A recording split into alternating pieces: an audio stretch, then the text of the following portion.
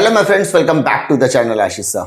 आज के इस वीडियो में हम बात करने वाले हैं आने वाले मुंबई यूनिवर्सिटी की जो एग्जामिनेशंस होने वाली है, यानी TYBCOM, TYBA, TYBSC या MCOM पार्ट 1 सेमेस्टर 2 या MCOM पार्ट 2 सेमेस्टर 3 की, यानी जो आने वाली कॉलेजेस के एग्जाम्स है उसका मोड ऑफ एग्जामिनेशन क्या हो सकता है।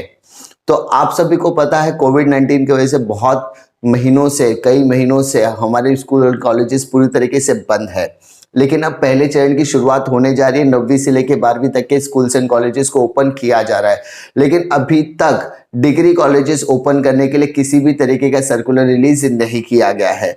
Higher and technical education minister Uday Samant sir की तरफ से क्लियरली बता दिया गया है कि मोस्ट ऑफ दी जो कॉलेजेस है उन्हें क्वारंटाइन सेंटर के तौर पर कन्वर्ट किया गया था और उससे रिलेटेड जो डिसीजन है वो आने में थोड़ा सा वक्त लग सकता है। दिवाली के बाद यानी 20 या 22 तारीख के आसपास हम मीटिंग रखेंगे, मीटिंग में सारी चीजें डिस्कस की जाएगी।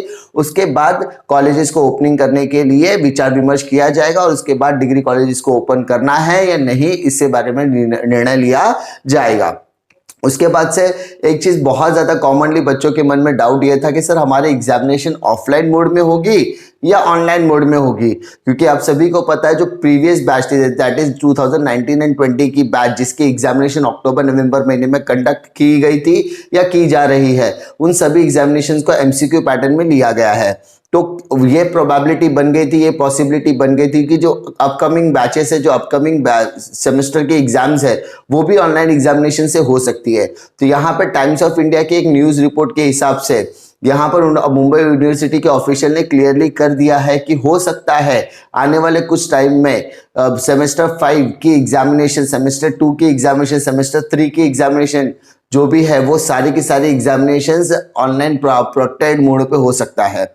यहाँ पर उन्होंने क्लैरिफाई किया कि जो ये बैच है जो कोविड-19 की वजह से उन्होंने पूरे के पूरे जो सेमेस्टर की एग्जामिनेशन की प्रिपरेशन या उनके लेक्चर्स ऑनलाइन तरीके से लिए हुए हैं, तो इसीलिए वो तरीके को देखते हुए यहाँ पर ऑनलाइन एग्जामिनेशन की बात उठकर आ रही है। दूसरी चीज कि जितने भी ऑनलाइन एग्जामिनेशंस का कंडक्ट किए गए थे अक्टूबर महीने में, उसमें सारी यूनिवर्सिटीज और जितने भी कॉलेजेस है उन्होंने सक्सेसफुली उस एग्जामिनेशन को कंडक्ट कर लिया है।